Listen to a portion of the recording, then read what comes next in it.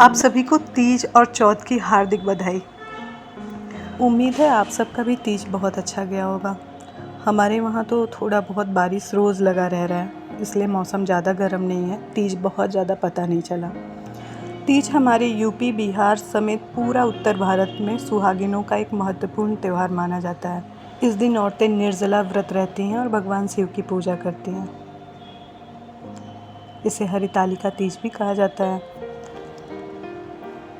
और तीज के दिन अगले दिन होता है चौथ, और ये एनर्जी मेरी चौथ को लेकर ही है। पता ही नहीं चल रहा है कि कल मैं निर्जला थी और मुझे थोड़ा भी लो फील हो रहा हो, क्योंकि आज हमारे लिए बहुत स्पेशल दिन है और हम इस दिन का बहुत बेसब्री से इंतज़ार करते हैं। आज हमारे घर बप्पा आएंगे, उसकी क्लीनिंग और उसका अरेंजमेंट चल रहा है। रियांश स्कूल जा चुका था, पर आज पांडे जी घर पे हैं और इसीलिए हैं क्योंकि बप्पा का वेलकम करना था, पर तैयारी करनी थी। मैं तो क्लीनिंग में लगी हुई थी क्योंकि रियांश के खिलौने पूरा फैले होते हैं और वो समेटने में मुझे काफ़ी टाइम लग जाता है। धीरे धीरे समेटना, फिर बीच बीच में बाकी काम भी रहता है। और आज तो काम ही काम है क्योंकि क्लीनिंग है, फिर बप्पा का आना है। मैं अपने सफाई में लगी हुई थी और पांडे जी अपने ब्रेकफास्ट प्रिपरेशन में। ब्रेकफास्ट तैयार था, पर वो मुझे बार बार बोल रहे थे कुछ खा लो फिर क्लीनिंग स्टार्ट करना। और मैं बस यही सोच रही थी कि जल्दी से क्लीनिंग हो जाए, फिर हम बप्पा को लेके आएँ। और उनके लिए मैं ये टेबल डिसाइड की थी कि इसी टेबल पे मैं इस बार रखूँगी, क्योंकि हर बार छोटे स्टूल पे रखती थी तो भोग गिर जाता था। यहाँ मैं गमला उठाई और जैसे ही नेट खोला मैंने, मेरे पैर पे आके एक छिपकली कूद गई। उसके बाद फिर वही हमारे जो रिचुअल होते हैं, छिपकली ने छुआ है तो नमक छूना पड़ेगा, ये सब करने के बाद फिर मैं वापस अपने ड्यूटी पे आ गई।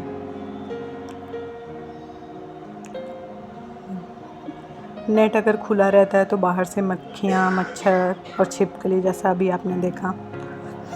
कहने को हम हाई राइज़ पे हैं, पर ये लोग हमारा पीछा नहीं छोड़ते। और एक नया कपड़ा था मेरे पास, वो आसन के लिए मैंने बिछा दिया। हमारे वहाँ सोसाइटी के बाहर कुछ दुकानें लगी रहती हैं, वहाँ एक से एक आसन, डेकोरेशन के सामान, फूल पत्तियाँ, बहुत सारी चीज़ें मिलती रहती हैं। लोग ख़रीदते भी हैं। पर मेरी आदत अभी भी वही है जैसा हम हॉस्टल के दिनों में करते थे। कम से कम चीज़ों में त्यौहार मना लेते थे। और मैं तो बहुत कोशिश करती हूँ कि चीज़ों को रीयूज़ करूँ, कि मेरे घर से ज़ीरो वेस्ट हो। मुझे बहुत ख़राब लगता है कि त्योहारों के बाद हम अपनी नदियों को गंदा करें, तालाबों को गंदा करें, कहीं कुछ भी ऐसे पड़ा रहे, कहीं मूर्तियाँ फेंकी रहें, कहीं मूर्तियों के सामान पड़े रहें। तो इसलिए मैं हर बार कोशिश यही करती हूँ कि ऐसी मूर्ति लाऊं जिसमें कुछ भी वेस्ट ना जाए। और मूर्ति भी मेरी हमेशा इको फ्रेंडली होती है कि मैं घर में ही हमेशा उसको टब में उसका विसर्जन करती हूँ और वो पानी मैं वापस गमले में अपने डाल देती हूँ। और चीज़ें कम से कम यूज़ करती हूँ ताकि मुझे फिर ये सोचना ना पड़े कि मुझे ये नदी में फेंकने जाना है। और अगर मेरा मानना है कि अगर सब लोग सारे त्यौहार ऐसे मनाने लगें कि नदियों को गंदा नहीं करना है, तो शायद वापस से सब कुछ सही हो जाएगा। यहाँ हिंडन नदी है हमारे बगल में। आप विश्वास नहीं करोगे, जैसे ही फेस्टिवल बीतता है अगर आप उधर चले जाओ तो सच में आपको लगेगा हम इंसान धर्म के नाम पे, आस्था के नाम पे कितनी गंदगी फैला रहे हैं। वहाँ भगवान जी की टूटी हुई मूर्तियाँ, उनके चढ़ावे के चादर, नारियल और भी बहुत सारी चीज़ें पूजा की ऐसे फेंकी रहती हैं। उन पे जानवर और कुछ ऐसे, मतलब बहुत गंदगी, बहुत गंदगी। और देख के ऐसा लगता है कि क्या फ़ायदा ऐसी पूजा पाठ का, कि 10 दिन पहले तुम उन गणेश जी, उन लक्ष्मी जी की पूजा कर रहे थे और अचानक से वो एक्सपायर हो गए, उनकी वैलिडिटी ख़त्म हो गई और तुम नदी के किनारे ले जाके रखा है, किसी सोसाइटी के बाहर रखा है, किसी पेड़ के नीचे रखा है। तो मुझे ये चीज़ बिल्कुल पसंद नहीं है। मैं मिनिमम में काम चला लेती हूँ कि कम से कम चीज़ें हों और कम से कम वेस्ट हो। ये किसी के गणपति आ रहे थे और बहुत अच्छा लगता है यहाँ। मैं अपने फ्लोर से ये रिकॉर्ड की थी। अब भी देखिए इनका उत्साह कितना ज़्यादा है, कितने खुश हैं ये लोग।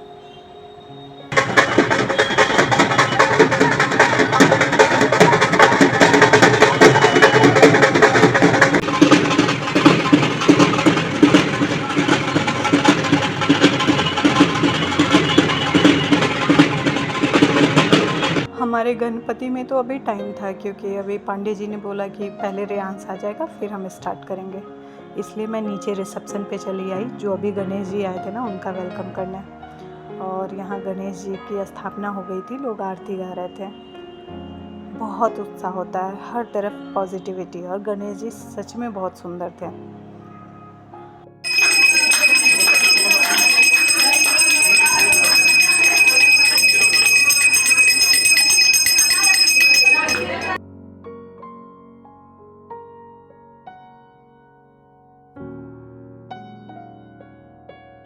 रेयांश भी आ गए इतने में, फिर हम भीगते हुए, बारिश आ रहा था और भीगते हुए बप्पा को लेने गए। बप्पा हमारे जस्ट सोसाइटी के बगल में ही मार्केट लगता है, वहीं से हमें लेना था। अच्छे बप्पा लेने के लिए हम पहले दूर दूर गए कि अच्छे मिलेंगे, हमें वहाँ नहीं समझ में आया। और घर वापस आने, मतलब सबसे पास वाली दुकान पे आके देखा तो हमारे बप्पा यहाँ थे। तो हम वही कह के हंस रहे थे कि हमारे बप्पा तो जस्ट बगल में ही थे, तो हम दूर गए थे और बप्पा हमारे यहाँ थे। और ऐसे हमारे बप्पा का हमारे घर में आगमन हुआ।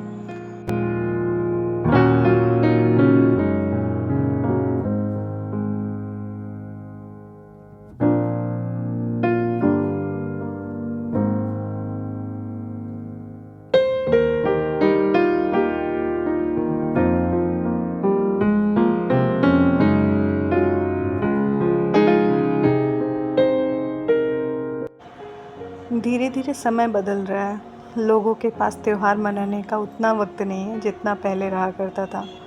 बहुत सी परंपराएं तो बस यादों में सिमट कर रह गई हैं। जब हम छोटे थे तो हमारे पास कितने सारे त्यौहार थे। पीढ़िया, नदी नहाने जाना, और नदी में वो गुड़िया बहलाना, बहुत सारी चीज़ें और बहुत सारे त्यौहार, स्पेशली गोवर्धन पूजा। पर अब तो इन बच्चों को हम क्या बताएंगे कि हमने ये वाला त्यौहार ऐसे मनाया, ना इनके पास समय है ना वो एटमॉस्फेयर। तो मैं कोशिश करती हूँ कि जितना हो सकता है वो मैं इससे समझाऊँ, और ये परंपरा और संस्कारों को समझे, महसूस करे। इसीलिए पूजा हो या त्यौहार, मैं हमेशा इसको आगे रखती हूँ, ताकि कल को कभी ये ना कहे कि ये मेरे वहाँ नहीं होता था और ये मुझे नहीं आता है। मैं इन सब चीज़ों में नहीं रहना चाहता। तो मॉडर्न होना अपनी जगह है और अपनी मिट्टी से जुड़ी रहना अपनी जगह है, और ये दोनों चीज़ें हमें बहुत अच्छे से आनी चाहिए। लास्ट ईयर मेरी एक दोस्त ने मुझसे कहा था कि अरे यार, गणपति तो हमारे वहाँ नहीं रखे जाते, तुमने क्यों शुरू कर दिया? तो मेरी पर्सनल थिंकिंग यही है कि मुझे लगता है कि जब हमने वैलेंटाइन डे मनाना शुरू कर दिया, क्रिसमस मनाना शुरू कर दिया, हैलोवीन नाइट्स मनाना शुरू कर दिया, तो ये हम दूसरे स्टेट के त्यौहार क्यों नहीं मना सकते हैं? और बस ऐसे ही देखिए रेयांश कितना एंजॉय कर रहे हैं, छोटी छोटी बारीकियों को देख रहे हैं, स्वास्तिक बनाने की कोशिश कर रहे हैं। और लास्ट में इन्हें कलावा लपेटना नहीं आ रहा था कलश पे, तो फिर ये मेरे से हेल्प लिए। बाकी चीज़ें ये खुद करेंगे और मैं इन्हीं से कराऊंगी। बप्पा हमने इन्हीं के डिमांड पे रखना स्टार्ट किया था, तो ये इन्हीं की रिस्पॉन्सिबिलिटी है।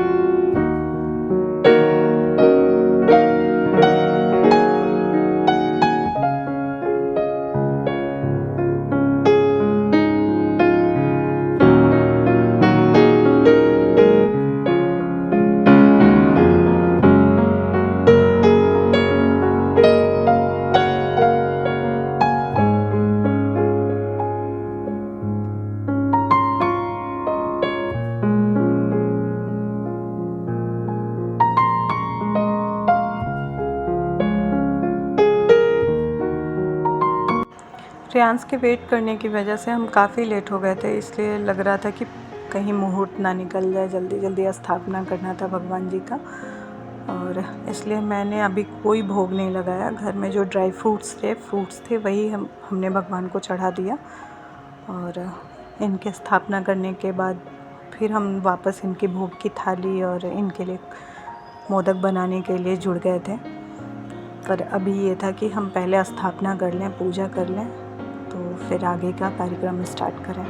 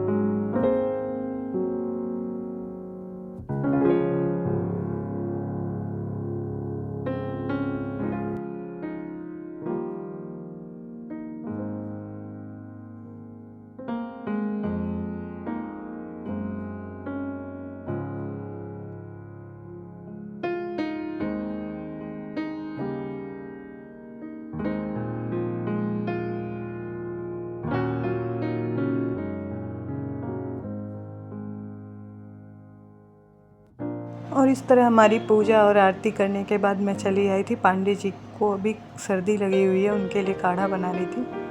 और काढ़ा वही अपना ट्रेडिशनल, तुलसी, अदरक, लौंग, इलायची। और फिर मैं भोग में भी इसी समय जुड़ गई थी कि भोग की तैयारी कर लूँ, अदरवाइज़ बहुत लेट हो जाएगा। और हमारे लिए भोग की थाली पूड़ी सब्जी खीर के बिना अधूरी है। तो सबसे पहला खाना यही होता है कि पूड़ी सब्जी खीर। खीर के लिए मैंने साबूदाना भिगो के रख रखा था और यहाँ आलू बॉयल करके वही ट्रेडिशनल अपना भंडारे जैसा सब्जी, उसके साथ पूड़ी। साथ में मैं यहाँ पांडे जी से कुछ बात भी कर रही थी, उनका काढ़ा भी बॉयल हो रखा था। और यहीं डाइनिंग टेबल पे रियांस अपने ड्यूटी में आ गए थे, होमवर्क कंप्लीट कर रहे थे। इधर मेरा अपना ड्यूटी स्टार्ट था।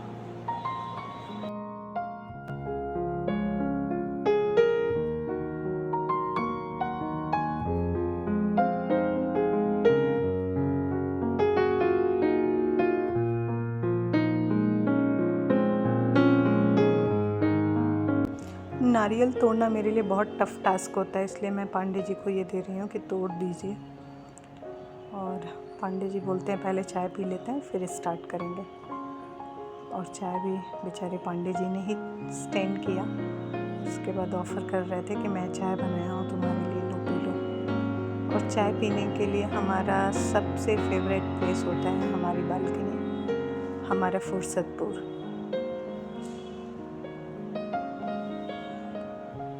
और चाय पी के वापस मैं किचन में आ गई थी बाकी का काम समेटने के लिए।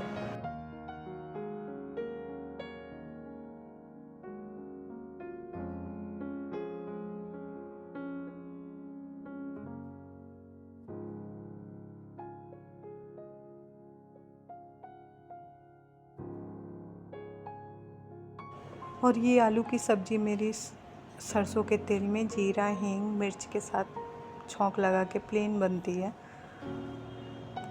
और ये कुछ खड़े मसाले हैं, पहले मैं इसको रोस्ट कर लेती हूँ। खड़े मसालों में जीरा, धनिया, लाल मिर्च, बस यही होता है। और इतने में पांडे जी ने नारियल फोड़ के दे दिया था, मैं उसको पील कर रही थी क्योंकि आज बनाना था पापा के लिए मोदक। और मोदक मैं नारियल और गुड़ का ही बनाती हूँ। बीच बीच में पांडे जी आके सब्ज़ी तैयार कर रहे थे। इतने में मेरा मसाला थोड़ा सा भुन गया था और खीर भी मेरी बन के तैयार हो गई थी। पांडे जी ने नारियल को ग्रेट कर दिया। सब्ज़ी में मेरे वही बेसिक मसाले, नमक, हल्दी, थोड़ा सा आमचूर पाउडर, यही जा रहा था। और जो मैंने मसाला भून के रखा है वो मैंने ठंडा करने के लिए रख दिया था अभी। और इसके बाद से मैंने इसमें 2 गिलास पानी रखा। आलू बॉयल थे तो सब्ज़ी मेरी हो चुकी थी लगभग, बस मसाला मैंने अपने सिलबट्टे पे ही थोड़ा सा दरदरा पीस लिया था, क्योंकि अभी मिक्सर में मुझे बहुत टाइम लग जाता। इसके बाद वही मसाला मैंने अपनी सब्ज़ी में डाल दिया, ऊपर से कसूरी मेथी डाल के थोड़ा पकने के लिए छोड़ दिया। नारियल पांडे जी ने ग्रेट कर दिया था, पर गुड़ मुझे खुद ग्रेट करना पड़ा। और नारियल और गुड़ का रेशियो सेम रहता है। बाकी आपको अपने टेस्ट के हिसाब से कभी बनाना हो तो आप इसमें ड्राई फ्रूट्स भी ऐड कर सकती हैं, पर मैं प्लेन यही बना रही हूँ। और ये आटा लगाने के लिए, मोदक का आटा लगाने के लिए मैंने दूध कढ़ाई में रख दिया था, थोड़ा गर्म हो जाए, और उसमें 1 गिलास पानी डाल दिया। खीर मेरी बन गई थी, इसलिए मैंने इसको किनारे रख दिया। और दूध और पानी के मिक्सचर में मैंने थोड़ा सा घी मिक्स किया था कि ताकि आटा सॉफ्ट हो जाए, फटे नहीं। और ये चावल का आटा है, इसको मैंने इसमें मिक्स कर दिया। बाकी हमारे वहाँ तो गर्म पानी से भी आटा गूँथ के काम चल जाता है, और मैंने दूध और घी सिर्फ इसलिए डाला था कि डो थोड़ा एक्स्ट्रा सॉफ्ट हो। और ये आटा मेरा लग गया था, बस मिक्स करके थोड़ी देर रेस्ट करने के लिए रखना था।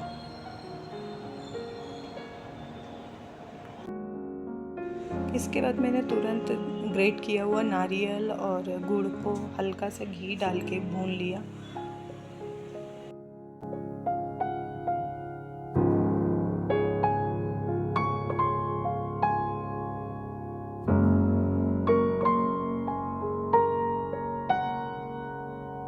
जब ये लगने लगे कि घी और गुड़ में नारियल थोड़ा पक गया है, तो इसमें थोड़ा सा आप इलायची पाउडर या कुटी हुई इलायची भी डाल सकते हैं।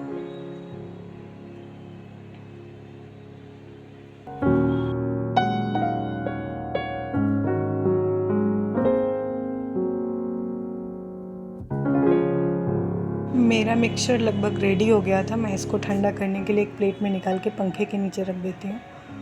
और बाकी पूड़ी के लिए आटा तैयार करना था मुझे, तो फटाफट मैंने पूड़ियों के लिए आटा गूँथ लिया।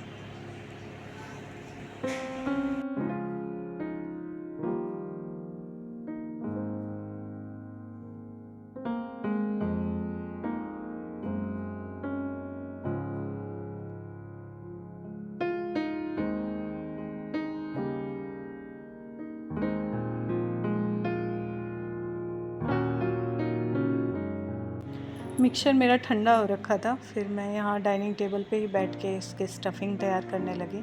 शेप मेरे से कभी परफेक्ट नहीं बनता, पर काम चल जाता है। और इस तरह मेरा पहला स्टेप वाला मोदक रेडी हो गया स्टीम करने के बाद।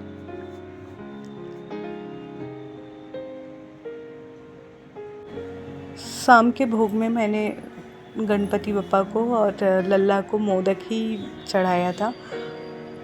और ये रात्रि के भोजन की तैयारी भी मेरी स्टार्ट ही थी। थोड़ी देर बाद से हम फिर पूड़ी निकालें। सब्जी और खीर तो हमारा बनके तैयार ही हो रखा था। उसके बाद से भगवान की थाली के लिए हमने सबसे पहले भोजन निकाल लिया था। और भोजन बस वही हमारा प्रसादम, पूड़ी, सब्जी और खीर। और इस तरह से हमारा आज का त्यौहार यानी आज का दिन निकल गया। उम्मीद है आपको हमारा ये ब्लॉग पसंद आया होगा। मिलते हैं एक नए ब्लॉग के साथ, तब तक के लिए नमस्कार।